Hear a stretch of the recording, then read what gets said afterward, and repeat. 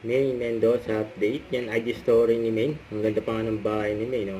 Ang ganda yung outfit ni May. Nag-selfie pa nga siya. Kasama yung dog niya na corgi na si Coco. Yun, no? Yun. Yan, may maswerte din nakapagpa-picture kay May. Diyan sa Itbulaga Studio. Ang ganyan kabait si May sa mga fans, eh. Your favorite Bulaga mga Hindi Tower mo Guys. pa- May papracticing ko na muna sa'yo ha. Oh, go, go, Iuuwi go. ko to eh. Go, ano yan? Ang Monday, parang pag-ibig. Bakit? Medyo mahirap sa umpisa, pero sulit pag ikaw ang kasama. Kakamitin ko yan Pwede sa'yo. na. Tama yan.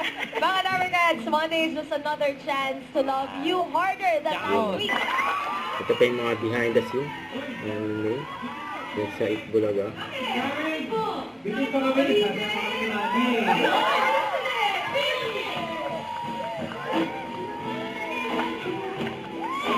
Saturday. Nakita yung prod.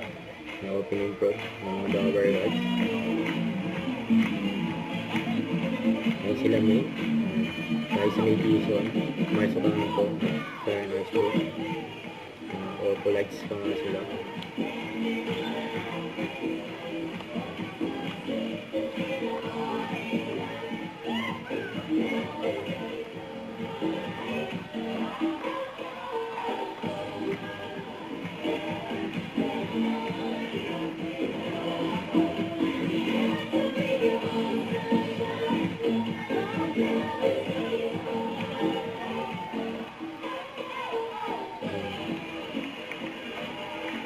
Yun.